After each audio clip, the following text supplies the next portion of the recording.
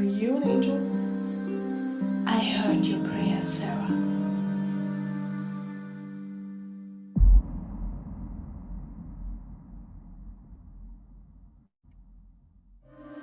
I think the church's prayers have gone unanswered.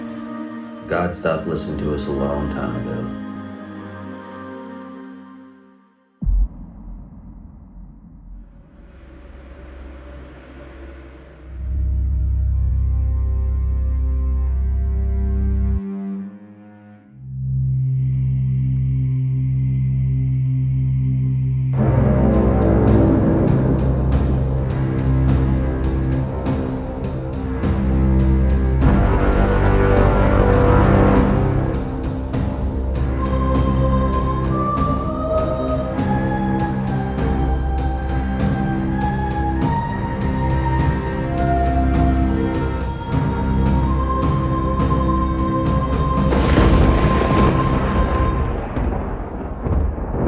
Do not be afraid.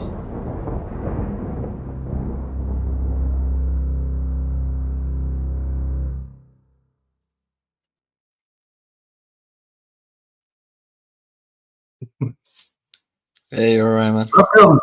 What's up, man? Good, man. You? Good. Thanks for joining. I know it's late there. Was it midnight there? Yeah, that's all right though. I'm not as much as night owl as I used to be, but Yeah. yeah, I still appreciate the nights. So I yeah, hear it's no bother to me. I'm a total night person. Like I usually function from like sunset to sunrise. That's my peak.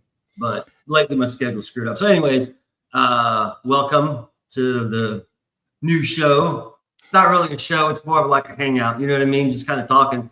But I've been looking forward to meeting you because we've never actually met. Like Nah, you know, like on Twitter and stuff, but not actually spoke to each other. So I'm No, like, it's- this is cool. yeah, it's always been Twitter. I Yeah. think like you're one of the first people I kind of interacted with more often on Twitter than other people. So yeah, no, it's finally good to see a bit. I watched your past two videos, so it's nice to speak to you in person. Oh yeah. No, I know. I'm still kind of messing around with the intro. Like the one intro skipped, so I'm gonna have to. It's like I'm still new at this, man. You know what I mean? Like when I'm setting this up, dude, I'm here an hour before. I'm like getting all this stuff ready and typing all this crap, and you know the pros, the professionals. I'm sure like all they need is 5 minutes. But for me, I'm like at that stage where I'm like, okay, I think I know what I'm doing. You know what I mean? So, anyways, but wow. Let me think here. Okay, I got a whole bunch of questions for you. But first, again, I want to thank you for taking the time to be here. And it's cool to finally see you in person, speak to you. I also want to thank you as an indie creator for all the promoting you do. You know, not just for me, but for everybody. Because, and now kind of leading to my like first question for you. You promote like across the board. You're what I call like neutral, like open, like you don't pick and choose. Like anyone can post on your post, and you will repost them, and you always have something nice to say. You know, and the thing is, you know, I don't know if you've noticed, but it doesn't seem like there's many promoters these days. Have you noticed that, or is it just me? Well, that's the thing. When I first started doing the promotion, there seemed to be like so many people doing it. And then obviously, like, because I started, I was writing a comic book for a long time, and I was like, how the hell do I get this like out to people? And then like, to be honest, I wasn't even on Twitter. Like I used to be on Twitter. I used to do like I used to only be on Twitter to like keep up with like crypto news when it was all big in during COVID. So I was like, am I going to make money today, lose money or whatnot? And but then like after I got out of that, I started like kind of venturing out. I looked at a few sports people, like, you know, just catching up with that. And then I can't remember what it was. I saw something to do with comics, and then it just kind of rolled into indie comics. I was like, oh, so this is somewhere I can like actually put something out there.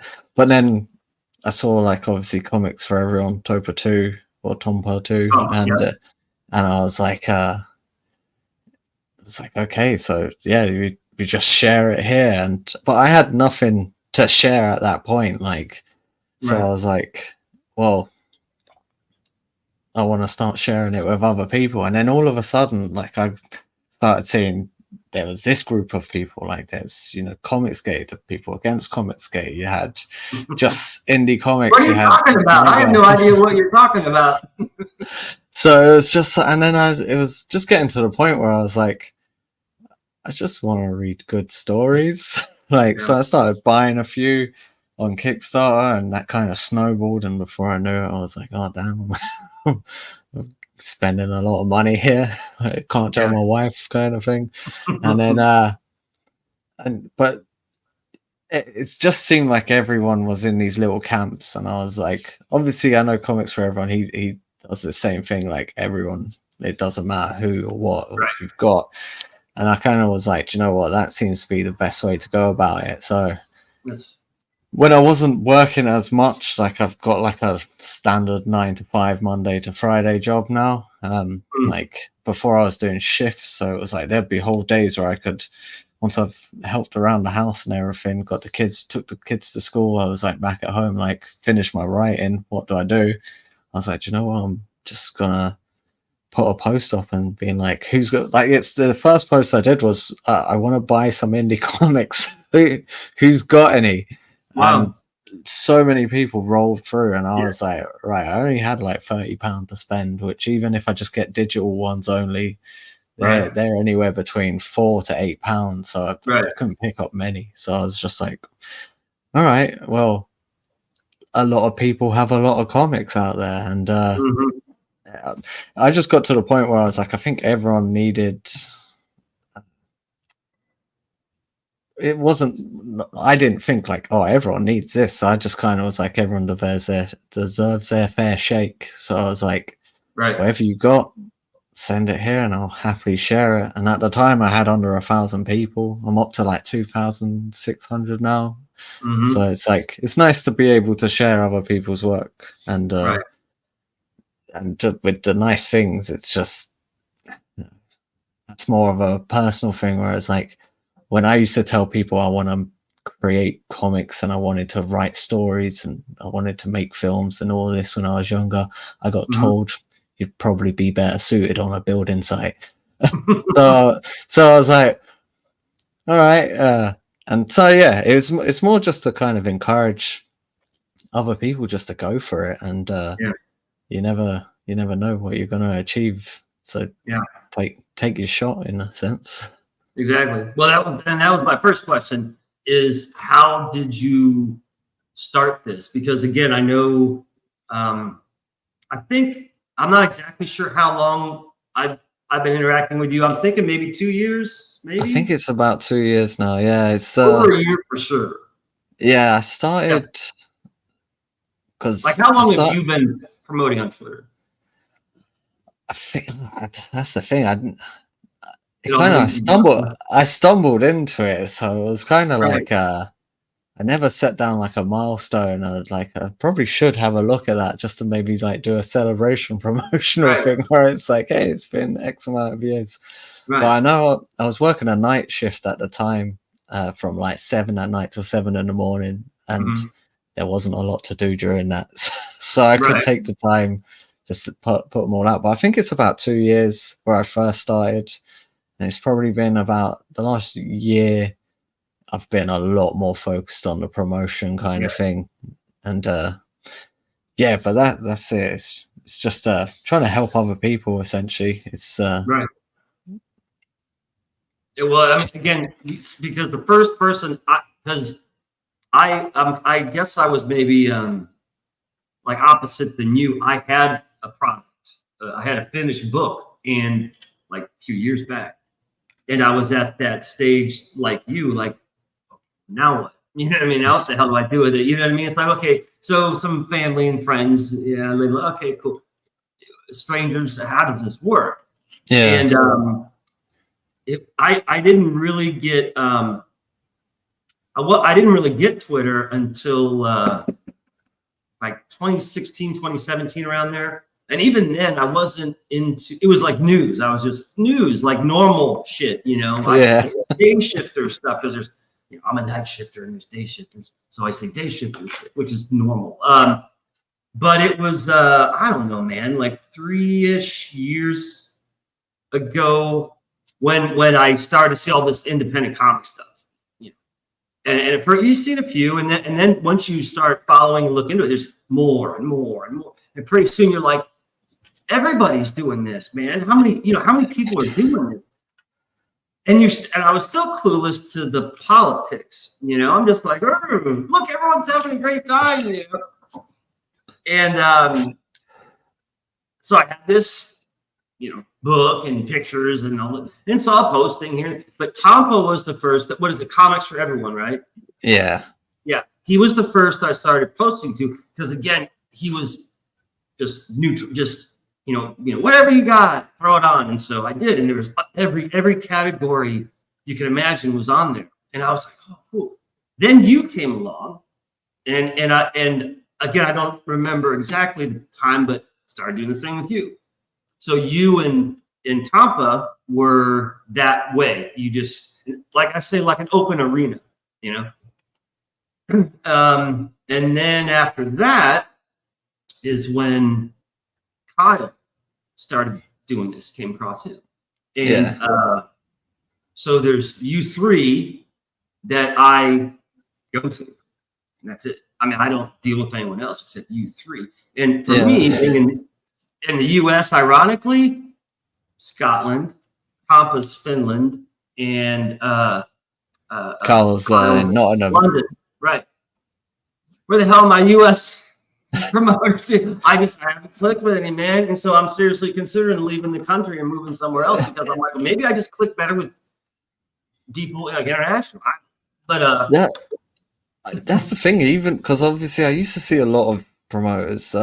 Yes. I get it. It's like with the, like, I try not to say anything bad about anything, and I don't think it's necessary. And I don't drop names. I really don't drop names. If I interact with you, like you, Tampa, Kyle, I drop names. Anyone I don't really interact with, and whether I love them or not so much, I don't bring up here, because I swear to God, dude, you know how this shit works. Like flies to shit, man. They're like, yo, what's he saying? I'm like, Jesus, like nothing, you know.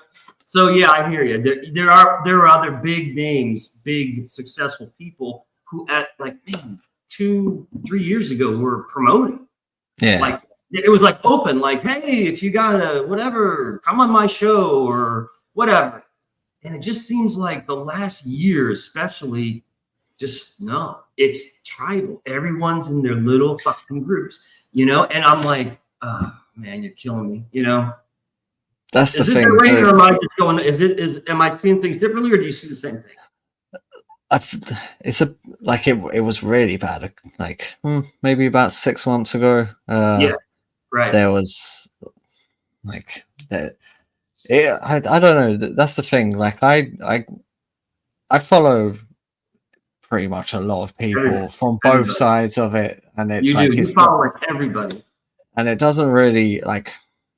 I don't get involved. Like it gets to the point where it's kind of like it's like religious ones, there's like political ones, and I'm here just like, I just want a good story, man. Like I really don't kind of care what, like if it's a good story, I'm there for it, which is one of the reasons why I'd kind of just give everyone their shout. If I don't really mind what side of the fence you sit on, like as long as it's not madly and openly. Like, don't be posting something crazy, because there are a few which I just haven't shared, because I'm just like, wow, really?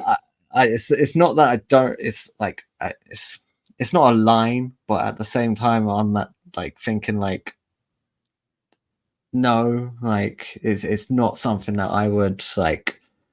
No, it's like just not something I would promote. Where it's like someone there's been a few people who are like have commented once or twice saying how these posts go nowhere kind of thing. A lot of them were from like a book community, and I just kind of replied back. I was like, this is indie comics, man. Like this isn't indie authors or books. Like it doesn't, like I see the drama that goes on there, but I don't really. It's only like one or two things I haven't like retweeted, and the two things have just been, well, generally because it's AI. I don't say that anywhere that I won't promote it, but like someone shared like a full AI comic with me, like not their full work, but like a load of pages from it, and I was like zooming into it. I was like, this guy's got like 7 fingers, and like this is all wrong, and the panels aren't matching up. So like I kind of messaged the person. I was like, look, I really appreciate that you shared it and everything, and like good luck to you, but like I'm not gonna like promote it because I don't agree with AI essentially in comics. Like that's because this is the thing that I see. Well, with the author side, it's popped up on my timeline a few times where it's like, oh, I'll use an AI to make my cover, and I'm like I've always wanted to write a book. I've got short stories. I've got one long book which I was gonna write as it's written as a book. Like I finished it. It needs to go through several more drafts, but I'm gonna turn it into a comic, I think, instead. Well, probably a graphic novel, but because I just can't justify the AI side of things. And when I hear people are going to use AI for the cover, it's like eventually it's going to get smart enough to write a book. Like so already. Yeah, so like, and I hear that it's not great, but yeah, the pictures 5 years ago weren't great. Right, they're getting better. They're some of them are very hard to spot now, unless you're like kind of trained up with it. I don't. I'm a terrible drawer. Like I can't draw for love nor money. So I did try, went badly. So I was like, I'm just gonna write. But cool. Yeah, no. So when it comes to AI, I won't share. I tend not to. And I have, I think, once or twice, and I've kind of been like, I've seen it, like caught it after. I was like, right, I got to keep a note on that, like, and keep a closer eye. So that's where I draw the line, kind of. But anything else pretty much goes, unless it's like severely like hostile or too overly negative or critical. Like someone, if someone jumps on and starts criticizing someone's work, you know, that to me is an immediate done, you know. Yeah, like I'm all for constructive criticism. Like I feel like that's something that should be done like on a one-to-one basis and not on a public forum. On a public forum, yeah, like I've kind of, a few people who have read like my comic, I've kind of reached out because I know that they've had loads of books, and I was like, look, what do you think about it, kind of thing. And generally it's like, it's positive. Like it's my first indie comic. It's like my first comic, so it's kind of like, and it's the first part of 4 parts, so there's more to come. And it's a pretty trippy story, which has got a few people kind of torn up, but they've given me great feedback, and I've taken it on board and made it changes and edits. And so yeah, it's, when it comes to criticism, do it privately. And I just I don't drama farm, so I don't see the point in like just blasting someone. And, but each to their own. I hear you. And again, you've kind of answered a couple more questions. So let me think here. Let me jump ahead. Okay, so you were promoting people. Awesome, you got that down. And you said this whole time you've had an idea for Oreium. Is it Oreium? Yeah, Oreium. Well, like you had an idea before you were promoting people, so you've had it for a while. That's the thing. This was, so back in 2015. Like I've had many jobs. You me both, man. I've done it all. I've done it all, dude. So at the time, like when I left school, I did what they said, and I jumped on a building site, and that was all fun and games, and it was great. I didn't have to go gym because I was digging holes and moving materials, so I was in good shape. So that was all great. And then after a while, obviously when the financial crisis kind of hit way back when, all the building kind of... Is that 08? Uh, 2008? oh, I think so. Yeah, when the stock market crashed, yeah. So everyone stopped building houses, and so I was like, there was work, but it was like for like skilled, trained people. Where I was at that time probably still what they'd call a dog's body, where it's just like, well, you need anything you need to do, I'll try to do. Jack of all trades, master of.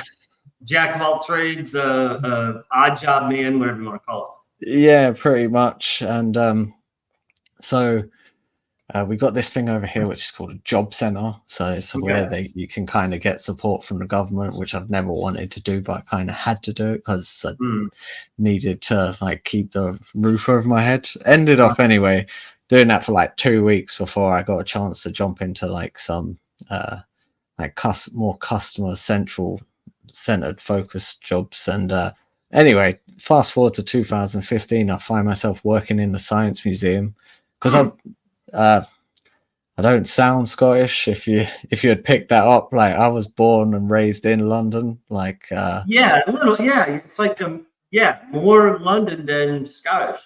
Yeah, I've only lived in Scotland for the last year. That's it. I thought you were like born and raised. Oh no, well my mum is like born and raised Scottish, but then she moved down to England, married my dad, had me. But I grew up, lived until I was 35 in London, and then like so you knew Kyle because London's real small. Well, no, so Kyle's in Nottingham, which is a Robin Hood. You kept saying Robin Hood Forest, like Sherwood Forest. So it's not a million miles away. Well, nothing's a million miles away in Great Britain, to be fair. But people say like here in the States, oh, a friend of mine lives in North Carolina. You know him? Oh, yeah, we all know each other in North Carolina. That's the thing. So so I was working at the Science Museum there, and it was a great job, to be honest.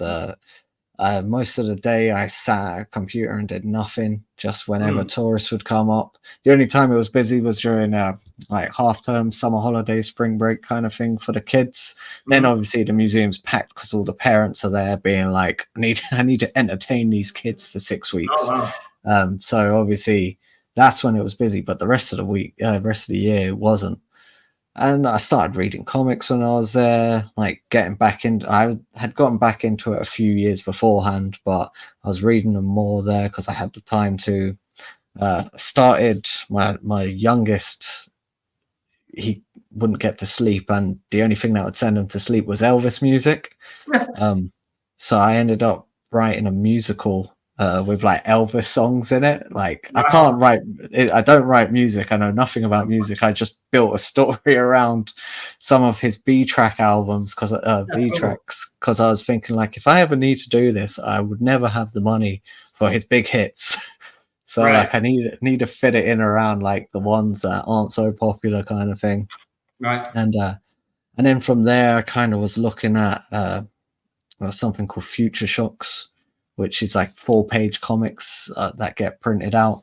So Oreium started as like this short 4-page comic, and then I was like, and it just kind of went on and on and on. Right. And now it's like, once it's finished, it will be like 128 pages. So, and I've got 32 pages are out there already, and just got to go and get the rest of them out now. But yeah, so I've been doing Oreium for about 9 years with other stories as well going on in the background. So I've always wanted to create, and to be fair, comics, it wasn't something I thought of when I was younger. I lent more into like, I'd love to make it like be a director kind of thing. Movies, had ideas for films. That's my background. Yeah. And then I was like, comics are films in a way, like visual storytelling, man. Yeah, so that's the kind of thing. I just kind of took my passion from that and like moved it over to comics, and from there been obviously. And then it came to the process of writing it, and so I spent hours and hours researching how do I write a comic script, Next thing I know, I had these 4 pages, and I was like, "This is cool." And then I was sitting on my couch, and I don't drink, but I used to smoke a lot. Okay. And then I can't remember what I was watching. Well, I was watching something nothing to do with it, and it was like, "Oh, that'd be really cool." And then next thing I know, Oreium started to grow and grow and grow, and Cool. now it's at a place where I'm like, okay, cool. Yeah. So the first book you put out, and when was that campaign? A few months ago? It started in, I think it started in March, and it went on for, so March 2024, and it ran until, because I put it on for 40 days because I was like, I don't know why. I just picked 40 days because I think time frame wise, I was like, look, I should have it finished by then. Long before then it will be finished. I can get the final bits done. I can get it printed. So I had all the printed copies about a week before the campaign finished, and then it was just a case of sending them out and getting them out there. And I didn't want to start my campaign until I had a finished book.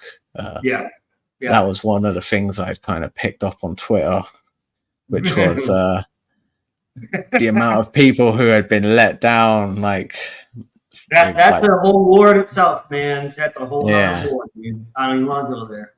But each to their, like you said, each to their own. I don't, whatever, man. I know. Do it however you want, but I just saw the complaints, and I didn't want those complaints like kind of lodged at me. Like so. That was the thing. I was like, I want to have a finished product. Once it's done, start the campaign, and then just so that's why the next campaign for Oreium issue 2, it's not going to be until like the start of next year, because obviously I'm trying to get it all finished up and wrapped up. Then if I had more money, maybe I can just sit down and be like, throw the money on the table, get the artist to do it all. But he's getting really busy now, so. Tying him down to it's just he's said he's good for the 4 issues. So and this is the artist. Giulio Pavarado. He's an Italian artist I found on Fiverr. Again, how did you meet him? Fiverr. I was just on looking at Fiverr, like, because so I was looking for, I didn't know where to find an artist. It's like a skill. It's like an app where you can like hire people to do pretty much anything. A lot of it's creative stuff, so drawing, but you can get people to do like videos, make logos for you, all that sort of thing. So it's like I'm sure it's got a more sophisticated name than just an app where you can find people to do stuff for you. But and I heard bad things about that as well. It's like you got to be careful who you use. But I really like this guy. Reached out to him, came to an agreement. Like I was like, look, if it ever makes like some real money, like I will pay you a lot more, kind of thing. So that's all in agreement with him. And but yeah, no, it's I'm lucky to have found him, to be honest, because his art kind of helps the wacky story that I've told. Right. So you're the creator and the writer. Yeah. So I like to say, oh, go on. And then do you have an editor? I'm bringing up some pages of your book now. Just give me a minute because I'm dealing with. Yeah, no, that's all right. That's the thing. I didn't really have an editor. I probably should have got one, but at the same time, like I was working on like a real shoestring kind of budget kind of thing. Each page isn't a huge amount of money, but like when you don't have a lot of money and you got 2 kids to feed, rent to pay, and everything else, it kind of I didn't have a lot of money to it. So I don't have an editor. I had a few people read over it. So my wife went through it, picking up spelling mistakes because she did well in English. I only speak it. I'm not great at grammar and punctuation. So she went through all of that for me. And then over at Global Comix, who is the team that I've kind of teamed up with, Chris over there, he kind of went through like parts of the story, everything, what could have helped him, some of the places we shifted around. So he was a great help, and obviously everyone at Bent Box. It was Chris and John, they're both great guys, and yeah, they've both got great books as well. Cool. But I'll get to that. But yeah, not really an editor, and so I lettered it because again, I had to learn how to letter, so watched a lot of videos, got myself some software to do it. So lettered the whole thing, wrote it, and then yeah, me and Julio kind of, but we're co-creators with it because yeah, I always, without him it wouldn't be a thing. So yeah, I don't like to take saying that I'm like just a creator kind of thing. So it's me and Julio are the creators of it. Okay. This is your title page here, right? That, like the second page of your book. Yeah, that's just like a little credits page kind of thing. Yeah. Like Credit. who did things with it. So as you can see, not many people did. Yeah, much. no. So yeah, you're John Casey, correct? That's correct, man. Yeah. Okay. So you want me to call you Starmillion or John or Casey or what? That's completely your I'm literally I'm at the point that I used to always get Casey in school because I went to an all boys school and there was like 7 Johns. So obviously you shout out John. You got like 7 of us. Like, yeah, what's up? So yeah, but honestly, your preference. A lot of people just call me Starmillion now when it comes to the comic stuff, or just Star because it's short and then Starmillion. That's how you're known.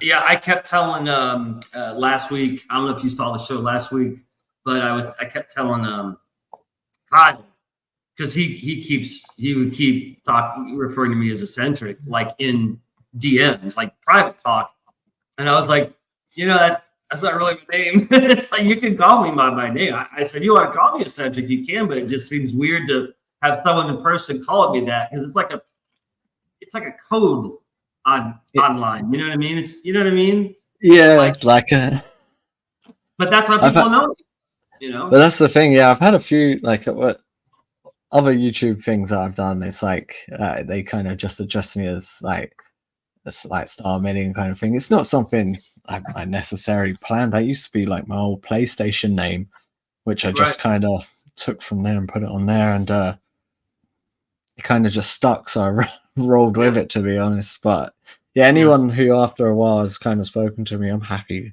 Call me whatever you like. Well, anything pleasant. Yeah, exactly. Yeah, that's cool. Well, I'll either call you John or Casey or stuff. I always call you Star for short. Yeah. Does that bother you or no? No, not at all. Like, I'm happy to be called Star. I just call you Star for short. It's a cool name, calling yourself Star. You know what I mean? So I just refer to you as Star. So let's talk about your cover, so you can see the cover, right? Yeah. Okay. So I struggled with like comment because all of like as Julio does do great art, but like I'm kind of very particular of everything. Right. Like, so we've done like a short recent story, me and Julio. It's just 4 pages that will be in an anthology at the end of the year, where I kind of gave him like a lot of creative freedom. I was just like, look, these are the main things, go for it kind of thing. And but with Oreium, like I've got it like very clear in my head how I want everything to be. But then it came to the cover and I was like, shoot, I didn't know what to do. And so I honestly, I just went back to like a Spider-Man comic and I was just like, cool. I like the look of that. I'm gonna use that as it. So it's a Spider-Man homage to like obviously. Well, it works. I mean, because it's a good layout. It's very centered. So like I said, that was and another thanks to you. I'm like a 3 or 4 thanks to you for that really quick. Here's the book, dude. You convinced me to somehow go digital. I couldn't believe it. It was like, that was awesome. You remember? It was just like I was like, well, dude. I said, where? Send me a link so I can buy your book, the digital copy. And you're like, oh, I'll just send you a copy. And I'm like typing, and I'm like, no, man, it's cool. I can buy, and there it is, bam. And I was like, holy shit, that was fast. I was like, Jesus Christ, dude. So you have convinced, because I was looking into how does the digital thing work? Like, how do I do it? Do I do, a platform like Global Comix, or do I do the PDF? How does it work? And I actually talked to Kyle and that friend of mine in Berlin, Donnie. They were both explaining to me, and they were telling me all the different options you have for digital. Yeah. And I'm like, oh, okay, I'll check. Well, then when you sent that so quick, and I'm like, holy shit, it's all on my phone. I was like, okay, I've got to look into this. So anyways, that was another thanks to you, because that was really cool. I was really impressed how quick you just like, bam, there you go. So I read through it a couple times, and the main character's name's Robert, correct? Yeah. Yeah. And this is him in the center, right? Now behind him, is that him? Is that him in like the past? So that's him in the future. So it's a bit of a the story. This is a lot of like loose threads. Like it does all tie up. It does like. Oh, I know. I'm sure. Yeah, things do get explained in this. I just thought like if I don't know. Maybe it's because I really like Lost when I was younger. The TV show. It was like the mystery of it all kind of kept people coming back. So it's very mysterious. Not a lot of things get answered. It takes you to places that a bit randomly, but like they all have a purpose. But yeah, so Robert is basically got a special metal inside of him. Called Which Oreium. is called Oreium. Right. Yeah. And but the problem is Oreium is essentially where our consciousness originated from. So it does get quite deep and yeah. So that's how I like it. I like it deep. That's cool. But yeah, no, I still don't know how to explain the book, because like whenever I start talking about it, it's like I don't want to give anything away with it, even though it's kind of out now. But it's like there's not really much. Like he struggles. Basically, he's in a situation that he needs to get out of. Everyone's telling him he needs to save the world, and then his future consciousness kind of comes back, and he's like, "You can't listen to these people. If you listen to these people, you're not going to save the world." It's very confusing to him. Yeah, it's and a few people have said it's confusing as well when they've read it, but they like the ending. I followed it fine, but it's his character. I felt bad for his character because it's that classic, oh, okay, wow, it's this way, and then someone's like, no, you got it completely wrong. They're lying to you. This is the truth. And you're like, oh shit. Well, who do I believe? Because it's so extreme, so drastic, and I'm like, oh man, this got me all fucked up, So yeah, and it's like in the next one, it answers some of the bigger questions, kind of thing. Cool.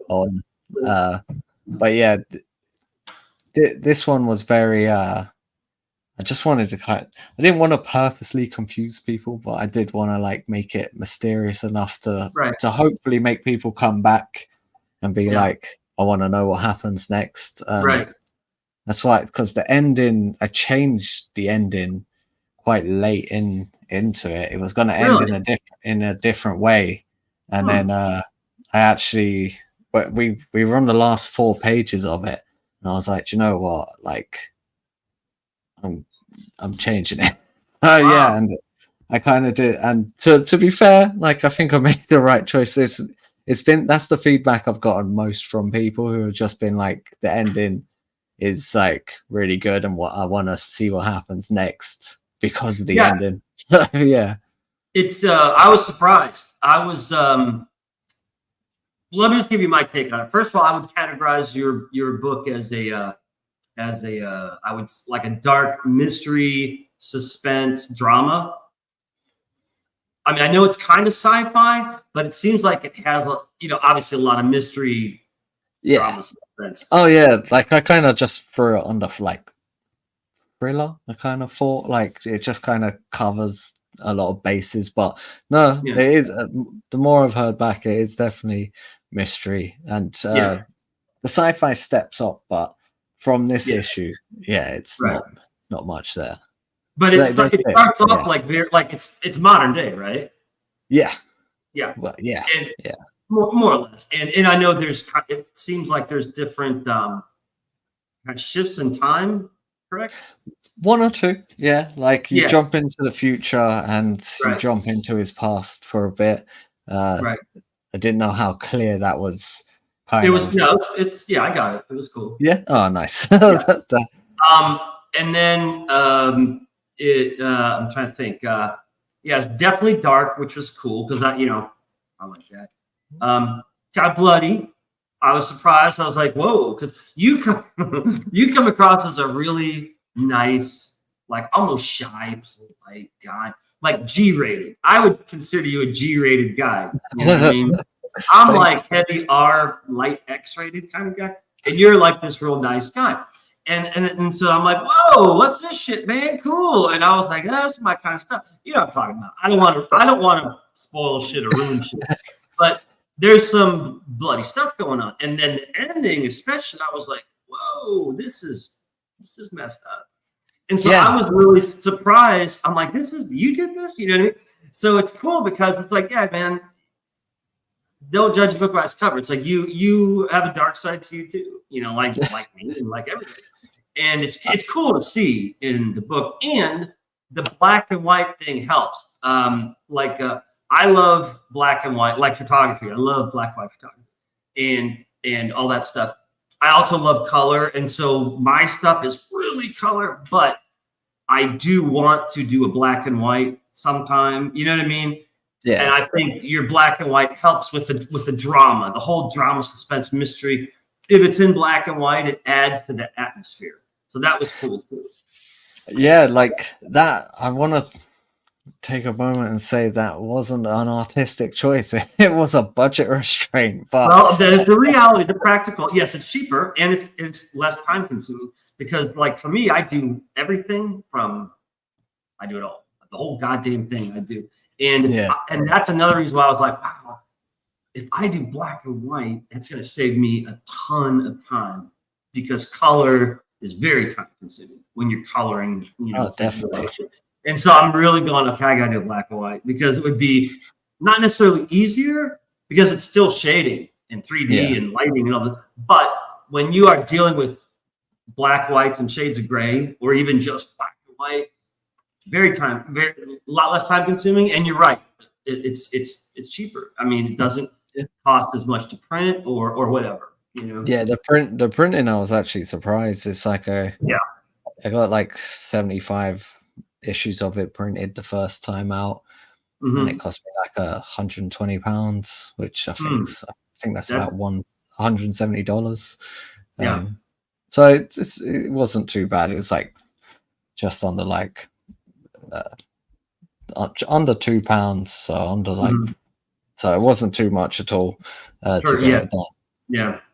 And again, that color, and yours is 36 pages, right? 32 pages. Okay. Yeah, 32 pages. I think it's 32.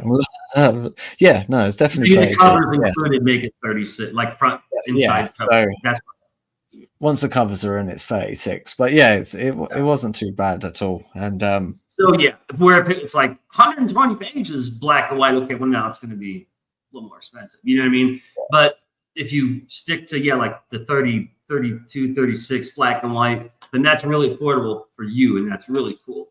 But again, I think the black and white helps the story. You know what I mean? Oh no, definitely. Like it's like because I used to read a lot of comics when I was a kid, and then my dad was hugely into comics throughout the 80s, and then when he married my mum, he sold all his comics to pay for the wedding. So he got a decent amount of money. That's true love. He would have had a lot more money now if he had held on to him. And so I used to read his comics. I remember I snuck in and got his issue #1 of Web of Spider-Man. He had 3 copies of it, to be fair, but the one that he had, like, just that I was able to get hold of, I was like, why isn't this colored in? And I was only like 5, but I got my felt tips out. I colored that whole comic in. That's fine. He was pissed, but He was. yeah. Wow. But then I kept reading comics. Then I fell out of them during high school. I kind of got in. It was girls and sports, Right. and then obviously I came out of it. And I don't know how it was. Me and my friend, we picked up the first issue of The Walking Dead when it first came out. Mm-hmm. And then, yeah, I was straight back in. Like, was getting issues whenever they were coming out. Started buying annuals. But then a lot of the inspiration for like Oreium and how it's being done is taken from The Walking Dead, whereas like it's in black and white. Right. There's only one cover. I don't do variant covers. I don't plan to do any variant covers. That's cool. That's not me just being cheap. It's like a little bit of it is, but a lot of it's to do with I don't like by the end of it I want to release it as like a kind of graphic novel as well, so you can buy issue by issue, and then at the very end, depending on how much money it's made, I might get it completely colored and release like a special colored edition of it once it's done. But it kind of, if it does well enough, and then if I can try see what happens with it, and but I've got a lot more stories to come after it and stuff I'm writing at the moment, and I've started lettering for a few other people as well, so I've got some. I saw that. Yeah, that's cool. Good job. Yeah, congrats. Thanks, man.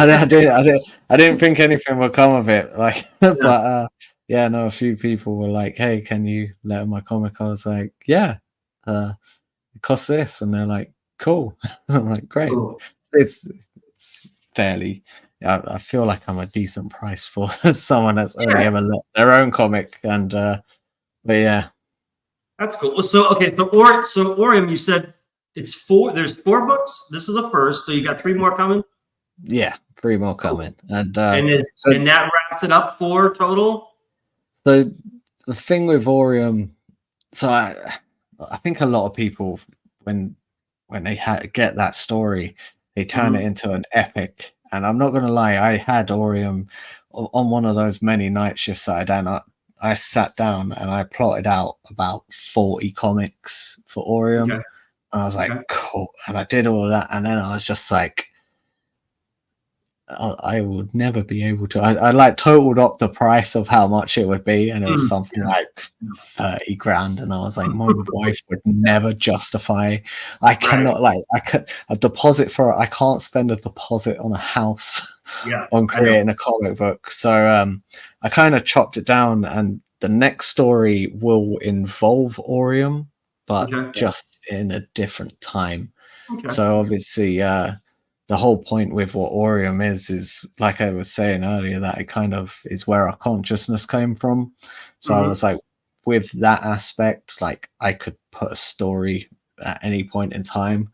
So the next one that I want to do after Oreium is another just 4-page story, but set back in ancient Greece, and it's gonna involve like ambrosia is actually Oreium, so like what the gods used to drink is actually going to be Oreium, and kind of do that. And so I'll have by the end of it, if I get it, and if I live long enough, like I say the same thing. I would like to have like 10 different 4-issue stories all link up, but with like a beginning. And there would be a beginning and an end. I don't know if you ever saw like American Horror Story, that TV show, where it's like here and there. Yeah, they're all like, all the seasons are different, but they're all loosely connected. Yeah, so Oreium will be like the kind of, it's gonna be in everything. I want to slip it into like every single thing that I do, kind of thing. Kind of like what I'm terrible with names. I spent too many years smoking. I don't smoke anymore, but it's like my memory is like shot for like names. who directed Alien? Cameron? Yeah, James Cameron? no, the first one, Alien. Oh, Ridley Scott. Yeah, and he did Yeah. Blade Runner, didn't he? Yeah, did Blade Runner. Yeah. Because in Aliens, what was it? One of the crew members worked for the Tyrell company. So I want to do stuff like that. Yeah. So I want to. It's like the universe. It's like that universe of. It's actually Aliens, Predator, and a little bit of Blade Runner. They all kind of hint to each other. So I want to do something like that in comics, and if Hollywood one day or someone like Netflix or Amazon want to come and make it into a show and give me a load of money to do it, cool. Take the Mark Millar. But if not, you should be happy just to have it as a book series. You know what I mean? Yeah. No, I totally like. I never thought I'd actually ever have. Everyone dreams of that. Everyone dreams of either Hollywood or Netflix or whatever. Yeah. But it's like, I think to be practical, I'm not like saying, I'm not trashing dreams, because believe me, I have all sorts of weird ass fantasies about shit. You know what I mean? But if you have a finished book or books or series of books, that's cool shit. And then it goes on further, even better. But it's like, you got something. You know what I mean? Oh no, that's the thing. Like, I never thought I'd get to the point where I even released this one. Wow. Oh, so cool. Yeah. So, and I never thought I'd be from this letter in someone else's comic. I didn't think there would be an issue too. Like, I kind of wanted to do it just so one day when my kids start getting, I can't do something, I can turn around and be like, yeah, you can. Just it takes a while, but you'll get like, I'm 36, so I know I'm not old, but I'm not as young as I once was. So that I need to. If I get Oreium finished and I don't do anything else, I'm still going to be happy. That's cool. I've achieved something, and it'll be a start and a finish. The one thing I don't want to do is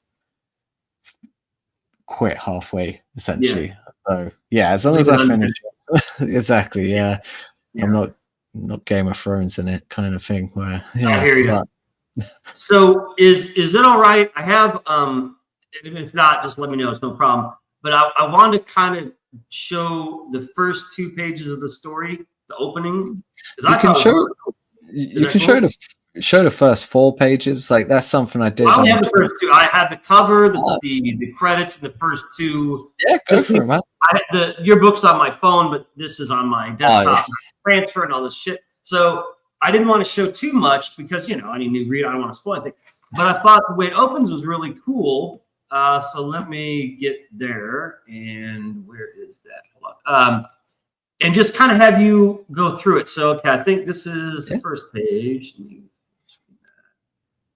There we go. So you can see that, right? Cool. Yeah. Okay, so this is how it opens, right? This is the first page, right? I'll get my glasses on. Yeah, that's the first page. Like, this kind of it starts obviously with him just running down the hallway, and he's trying to escape from. You kind of later see that it's an underground laboratory. So he's trying to escape from this. He can't remember what's going on. He doesn't know where he's going, but there's a voice in his head kind of guiding him. Obviously, at this time, he doesn't know who this voice is, what this voice is. And obviously, it helps him escape and find his way out. And then when he does go... next one, let's see. We'll get the next one. Yeah. And then he does get out and he dies straight away. And I thought, that's a pretty cool way to like start a comic. And I didn't do it in the sense of where it's like, those kind of gimmicky bits in films where it's like with a character dies and it's like, this is a story of how I died, and then it flashes back to like 2 weeks later. Retro, I hate 2 weeks earlier, So I was like, no, I'm just gonna straight up like kill him straight away, and it's part of the power of Oreium where if he's got enough.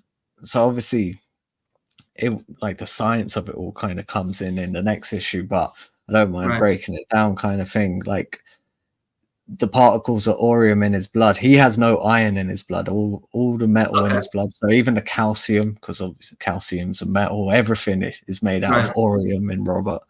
And when he gets electrically charged, his powers kind of increase, kind of thing.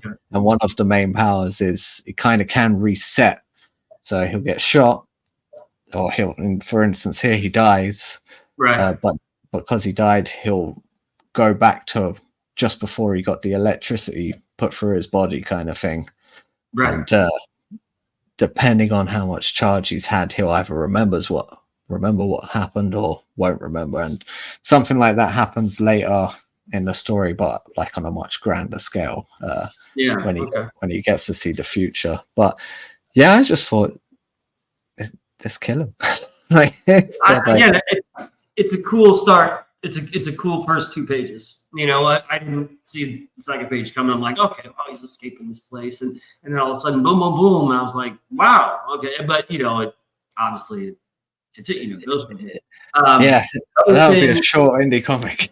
Yeah, exactly. There you go. Thanks for your money. But then the other thing that's interesting that I saw was like, oh, and I don't want to spoil much, but it reminds me a little of it. It's not like, you know, taking directly from it. It reminds of T-1000 from Terminator 2. You know what I'm talking about? That's nail on the head. I was like, oh, that's cool, man. You know, right? Yeah, no, that the T-1000 was has been like, what's the word? Do you know when it's like burned into my brain. Like the first film so I remember. It was an inspiration for this. 100%. Yeah. Like I remember to this day, like one of the first films I watched with my dad was sitting on the couch when I was sick off school. And he had got like a bootleg copy of VHS of Terminator 2. And we were sitting there watching it, and he had never seen it before. Usually he would watch a film before, like, I would watch it with him, and he would do the old like cover my eyes at certain bits. He just did not see the like T-1000's finger going straight through that guy's head, and I just that's stuck with me ever since. So that and the penguin from Batman Returns, when Danny DeVito steals all those children. Those two films kind of really got me as a young age. Gremlins too, but that was but no, T-1000 straight up is something that I pretty much, I don't want to say robbed, but definitely an inspiration, like kind of for it, for like his powers at least. But it sprinkles in a few different things as well. Like I said, I watched a lot of films when I was younger. I always wanted to do films. Like the next one is like, this one is a mystery. The next one is going to be a lot more. It's the horror element of it kind of steps up a lot more in the next one, and it's going to be a lot more like the Thing invasion of the body snatchers kind of. Ooh, okay. So it's like psychological horror, kind of, or more like gore horror. It's probably both. Like it, I like you've probably. What movie would you compare it to? Because I think we're movie guys. I think you and I are movie guys. So what movie would you compare it to?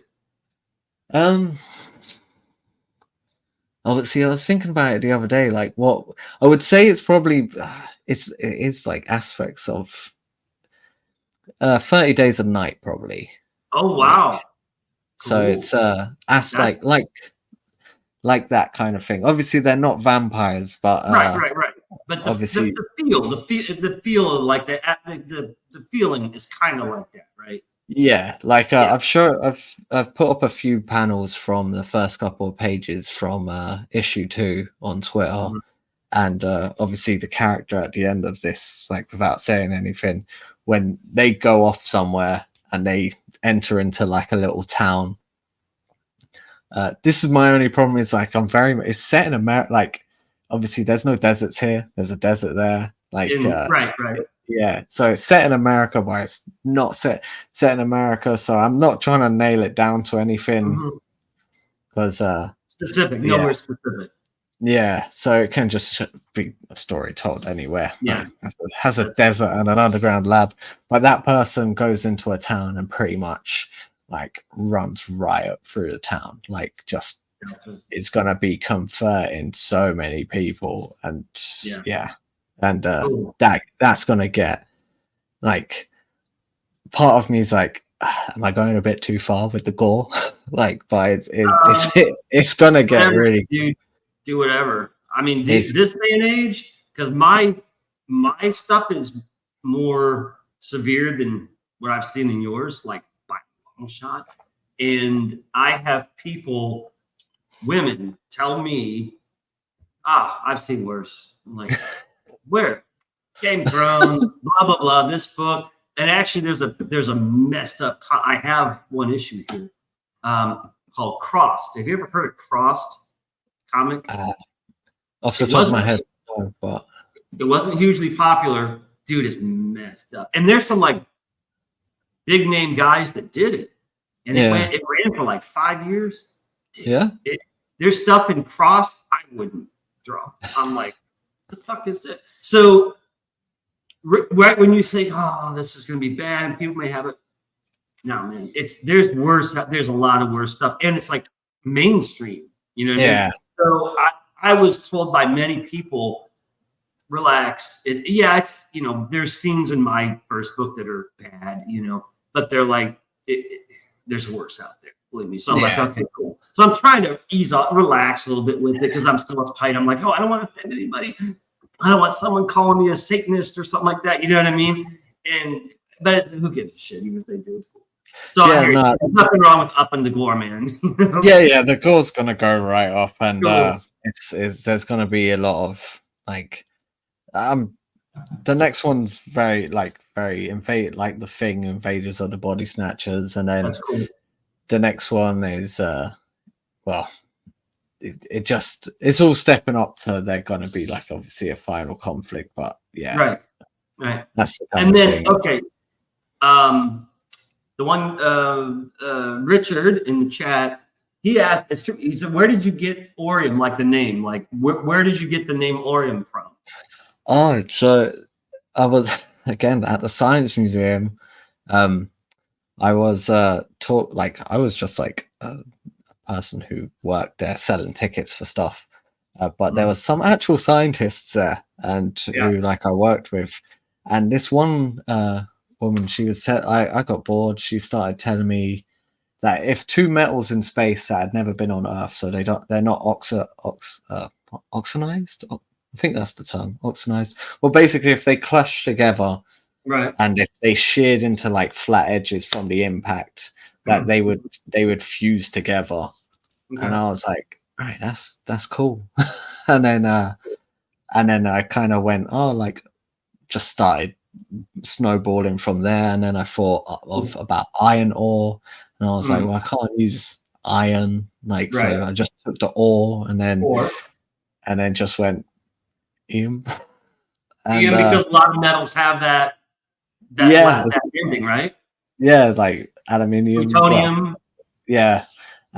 So basically, and I googled it, and I was like, is this a thing? And it wasn't. So I was like, oh, I'm gonna use that. Because I see a few people have gotten a bit of issues by naming something that is already a thing. So you don't want to. There's a whole copyright strike you got to worry about. Yeah. So I just went Oreium then. Cool. And then I jumped on Twitter to see if, and there was someone already called Oreium. So I was like, oh, cool. But that's where the name come from, just iron ore, and then I just took the ore and kind of just ran with it, and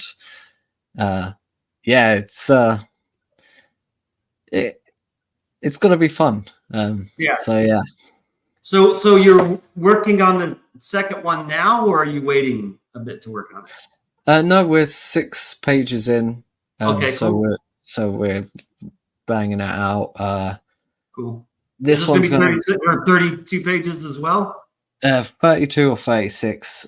Kind of need to see how, because I need to end. My issue is finding the right ending for it. It might need the extra 4 pages just to give it that kick. But essentially, yeah, it's in the works. The only thing that's different now is obviously this one was just focused on Robert the whole time. Right. So it was a lot easier. I wasn't having to juggle like any other characters. In the next one, there's obviously the person. You're going to see what's happening with the person at the end of this one and Robert. Yeah. So it's going to be. I'm not sure yet. I was actually contemplating I like doing things in 4 pages. So the first 4 pages is on the person at the end of Oreium, picks up straight away from where this one ends, and then after that's 4 pages picking up exactly where Robert is at the end of this, and then flips back to the other character. So it's every 4 pages it's going to essentially swap over, and hopefully it works out nicely. Cool. That's cool. So is there I'm probably going to wrap this up. We've been here about, I think, an hour. So is there anything else you want to comment or tell us about, or anything, or let people know what's going on, or what? That's the thing. I just keep on creating. Like, no matter what, create your whatever it is, whether it be indie comics, indie books, indie music. Like if you just believe you can do it, you're gonna do it. Like, I honestly didn't believe I was gonna do this, and I through here you are. And here I am, yeah. But also, thank you for having me onto your show. Like, I know you're brand new, but I'm happy to finally get to speak with you, and keep up the amazing work. Because, like, obviously, I've seen it from volume 1. You're on volume 2 now. Like, how many volumes do you have planned for between Demons and Angels? Then a lot. A lot. You shall me. It literally. Several.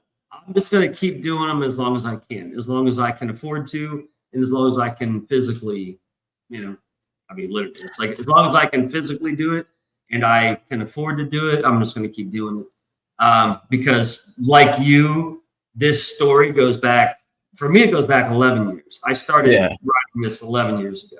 The idea came to me in 2005. That was the idea.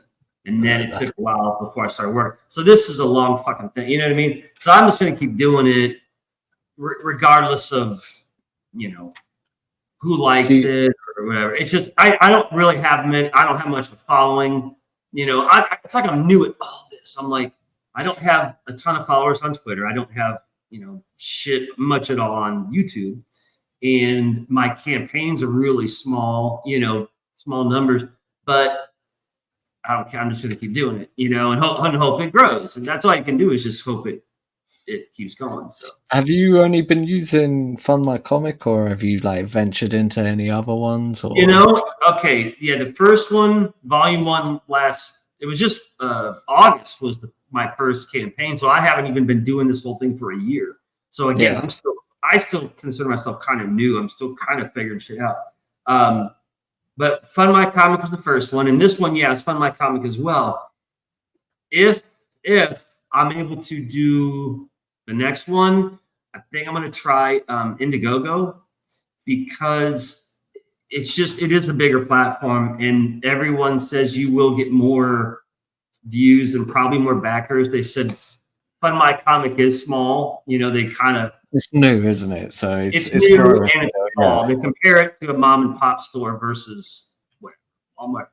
And so I'm like, well, I've done my time with FundMyComic. I've had 2 campaigns, actually 3, because I have a second chance campaign, but basically 2 campaigns with FundMyComic.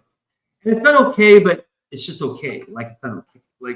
I want a little bit more. And so I'm like, I think I'm gonna have to check out Indiegogo for if there's a next one. But I've got 6 more months of this shit. My campaign goes 6 months, because I'm working day and night on this to have it done in 6 months. And I think I will have it on time, but it's like it's going to be 48 pages and I have 30 done, like colored, like done. That's how I do it. I finish a page, everything, and then move to the next one. Yeah. And so 30 out of 48 are done. So if I can keep a pace like the way I have been, it should be done by January, and then campaign's over. So I have like 5.5 months still to but I suck at promoting, dude. I'm not out there. I'm on people's shows and shit. I'm too much of a introvert, you know, and I know it hurts me. If I was out there more and aggressive and networking and shit, I probably have more backers, but it's like, I'm not. And so I'm going to try to, I don't know. That's why I just appreciate you, Kyle, and Papa so much, because the three of you, you know, promote my stuff. So again, thank you. Well, I'll always happily do it. Like, honestly, like I've watched as your works went on, and like, it just looks great. Like the dragon, I know I called it a dragon, and then it is a demon. It's a demon dragon. It's basically demon and dragon. So it's like I love the concepts, the designs, like the action pieces that you've been putting up. Cool. Like cool. So well, I appreciate it. You keep sharing me, I'll keep sharing. I don't like. I'm always. If you ever got anything that you want to share, by all means, drop me. If I've not done post, like I said, with me now working Monday to Friday, I used to do the promotional posts every day. Now I've kind of switched to like just 3 times a week because I feel like. Yeah. I've noticed your pattern's kind of broken up now, so I got to watch for. I'm like, is it today or tonight or you know? Yeah. So if at any point you've got something that you want shared, by all means, find me a DM and say, "Hey, would you mind sharing this?" And I'll cool. happily do it, man. Like, no worries at all. Like, it's I just want to kind of help everyone get their work. You're doing a great job with it, man. You are. And then for you, like I said, I don't. And again, like this whole Sunday night little show thing, I'm starting. I don't know how long this is going to go for, you know. But if it goes for a little longer.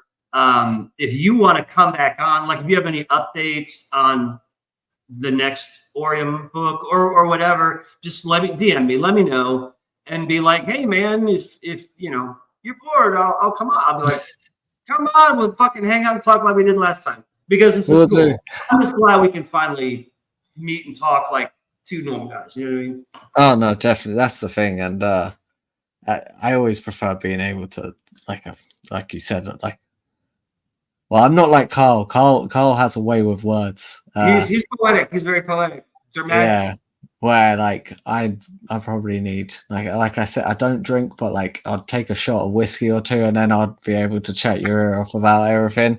But generally, I'm quite introverted myself. So it's like we need all types, man. If everyone, and you know, I love Kyle to death, and I just met him last week, so you know what I mean. But if you have a room full of Kyles, you know, I don't think it's much I can accomplish, because there's going to be a lot of, you know what I mean? Like, we all can't. He's a beautiful wordsmith. Like, it's. Oh, yeah. Dude, I told him he's poetic. I said, dude, yeah, he knows. I think Kyle's cool as shit. But so don't worry about being shy. Dude, it's been over an hour. You know, if it was like, because honestly, I was telling someone about you. I was like, well, he's not like Kyle. You know, he's kind of quiet, little. I don't want to say shy, but just he's a nice guy, kind of, you know. And I said, I'm hoping that we can talk at least for a half hour, you know, 30 minutes. I said, if he seems uncomfortable or whatever, then I'll be like, okay, that's cool, and we'll cut it at like 30 or 45. But we've gone over an hour, man. And you're cool, so you're fine. You're doing fine. Don't worry about it. I've managed. You're no worries. But yeah, no, keep up the great work, honestly. And then for you, we can get your book on Global Comix, right? Because I put the link in the show here, and your Twitter is there. It's on there. Yeah, so it's on Global Comix now, that you can pick up a digital one whenever you want. Obviously, I'm not here to shout out Global Comix, but it is a good place to read tons of comics. Honestly, get to digital as well with your stuff. It's like I've seen a few, like, speaking something like just before I let you go. Yeah. But what I've seen, like a lot of people recently been doing, like, because a lot of the time I want to back as many things as I can. Yeah. To be honest, though, I can only back so many physical ones Right. because of shipping costs and It sucks, just dude. the general. That's why I go digital, because shipping. Yeah. So I put Oreium issue 1 on Kickstarter just for £4, comes to like $5. So basically, and I got something like 40, I think it was 42. Yeah, 42 backers just for the digital one. And Nice. then the campaign finished, told everyone to send me their email, got like 30 of the emails. And then the rest of them all trickled in like a week or two later. Well, as soon as I got the email, comic was out, sent out, and that Cool. that was done. And yeah, if you think about it that way, like money, to make money in that way is like it's no shipping costs, which is a killer. No, and you can charge lower, so it's like more incentive for backers. So like, well, shit, if it's only $5 or $10, hell yeah. Versus physical copies, like for me, it's 15, 20 plus shipping. You know what I mean? Yeah, that's the issue that the ship, like, because obviously Bent Box, they're over in Florida. So what I ended up kind of doing with them was like, well, what we'll do then is anyone who's in America and that backed it, you could pick up a unsigned copy for, what was it, $6? Okay. Well, no, $7, and then the shipping was only $5, so it was like $13 for the first issue. But if you wanted it signed, it was like 25 issues, because then I've got to send it from over here, and then it's like just more expensive. But yeah, no, digital seems to be the way to get it out there as quick as possible to as many people. And to be honest, once you've obviously I didn't draw them, but I lettered it all. Once you've done all of that, you just get like a PDF combiner, combine them all, and there you go. You got it straight away. So definitely something to do. And yeah, I'm happy I could get it over to you, because I appreciate coming on the show, and anyone who wants to do like a review or have me on the show, like I'm happy to send them a copy, kind of thing. Yeah. And again, I hope you can get around to other shows. And hopefully like I said, there will be other shows. It just, again, like you said, like how the beginning of this show, we talked about how you notice it too, how there's just not as many people promoting anymore. And that really sucks. I wish there was, but what are you going to do? Yeah, a lot of people I saw would promote when they had something to sell, and then when they're busy working on their stuff, obviously promoting isn't something they need to do. I guess luckily, because I'm just, I don't want to just say I'm the simple writer, but because I'm not spending hours there drawing it, like I can use that time to promote others, and then promoting obviously helps build people know who you are then. So then when you do send out your own work, people are like, hey, I know you. Like, but that wasn't my intention. Like, obviously my whole thing was, my whole shtick with it is like encourage others, because I never got that encouragement. So it's a bit soppy, but at the same time, dude, like I said, you're doing you're doing Lord's work on earth. You know what I mean? Because like I said, you, Kyle, and Tampa are the only three I who promote me. You know, if there are others out there, I'm not in their tribe or their little gang. You know, or it's just I just know they wouldn't promote me. It's just so different of a whatever style. I'm like, I don't think they like my shit. So it's you three for now, and myself. I'm like, well, fuck if I'm not gonna be on anyone's show, I may as well make my own fucking show. And so that's kind of what I'm doing. I mean, but see, for me, this is like therapy, dude. Like, even if there's like no one watching, I'll probably still fucking do this, because it gives me a break from writing and drawing and writing and coloring. And dude, you know what I mean? That's all I fucking do. And so this is like, wow, I don't have to do that for a night. You know, this is cool. This is something different. So I'm not concerned about subscribers and fucking hits and likes and algorithm. I'm hanging out and I'm venting, and if you want to talk, we'll talk about shit. If not, cool. So that's kind of how I am with this. So again, I hope I can keep doing this every Sunday night. I'll see how it goes. But again, you are always welcome to come back. Okay. I'll be happy to come back, and shout out to Kyle, who's popped up in the comments as well. Here comes the devil. There's Kyle. Kyle's going to catch up. We've been talking about you, man. Good things. But, we love you. We love you. But yeah, no, like it's been great being on and like honestly speaking with you. And cool. Yeah, no, like I said, anything, anytime, shoot me a DM. I'm happy to put anything out there. And to Kyle, all right, we're about to wrap it. Kyle, do you have a question or anything for Star before we go? Speak now and forever hold your peace.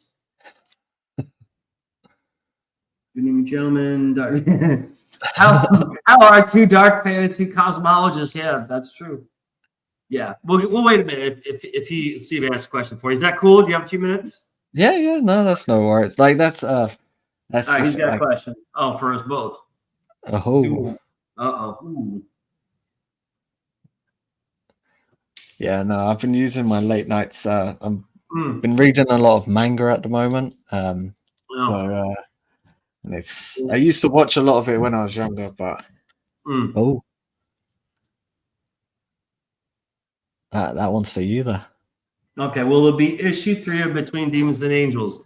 I'm hoping, I'd like there to be, I have it all written out. Again, it depends on, basically ask me in January. I'm going to see how this campaign goes. And whatever amount I get for this campaign, if it's incentive enough for me to continue, I will. If it's not, I'll probably have to take a break and then decide the direction I'll go. But fortunately, I'm like not greedy. I don't need much, but there's a practice like Star. We can't do this for free. Yeah. There is. You do need money. And that's just how it is. So if I get enough, definitely 3. And then he says issue 3 Starmillions. Yeah, right. There'll be an issue 3 and a 4, and 3 and a 4. And then after that, it's a whole different genre, hopefully. But yeah, no.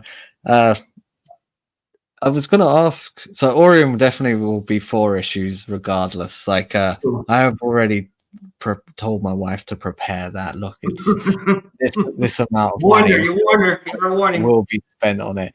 Like, the campaign did pretty good on Kickstarter. So, like, that's not cool. I didn't break even, but I made more than I expected it. Okay, that's good. Like I had set like a goal of just £200, which was like $360 odd or something at the time. And but then I ended up getting to, I think it was £1,200. So I was like, nice. Okay, cool. And like after the printing and creating it cost me about $1,600 altogether. So like a £400 loss. But I was expecting to lose a lot more. So, and it's your first one. You've never done this before. It's finished.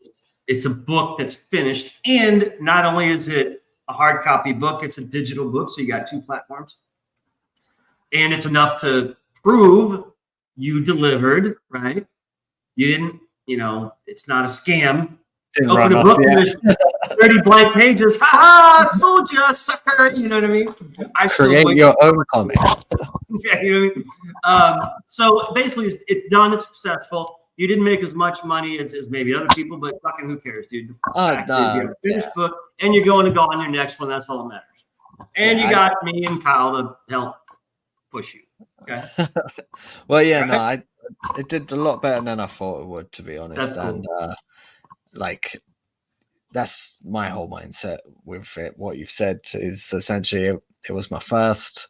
It went out on time, and well, near enough on time. Like everyone got a digital copy like straight away, and but yeah, so there will definitely be 4 issues. Hopefully, after that, I've picked up Excellent. enough. What I'm hoping though is the lettering now that I'm doing on the side, like the 2 that I'm doing. The way I'm thinking about it is that, all right, so it's like I'm not charging a lot because I'm no one, but hopefully one day I can be someone and charge a bit more. Right. But that will buy me 3 pages for my comic once I've done, well, so 6 pages in total once I've done the letter in the 2 books. I've actually finished it earlier today, and it's going to get my name and credits in other people's comics as well. Cool. So I'm hoping you're starting a network. Yeah, you're starting to build a name for yourself. That's cool, man. Yeah, and we all start somewhere, dude. We got to start somewhere. You don't just automatically fucking become whatever. It's like you got to start. We got to start at the bottom as nobodies and slowly climb my way up. There's no overnight success. You can talk to anyone in Hollywood, that doesn't fucking exist. An overnight success means it went for 10 fucking years, and one night it finally happened. So I'm sure the same is with what we're doing. There's no no, unless I win the lottery, and then I'm just gonna pump. No, that's a different story. I'm gonna. That's the one exception. That could be an overnight success. But until then, okay. So I'm gonna wrap this up. So again, Star John Casey, thank you for your time. Again, you're always welcome back. Let me know. Keep in touch. And Kyle, thanks for joining near the end here. That's cool. And like I said, I'm hoping next week I'll have something. I don't know what, but I'll figure it out this week. So well, thanks for having me. And I'll be watching next week as well. So have a good one. You too. Take care. And everyone, we're out of here. Adios. We're going to end the stream. So have a good night. Thank you.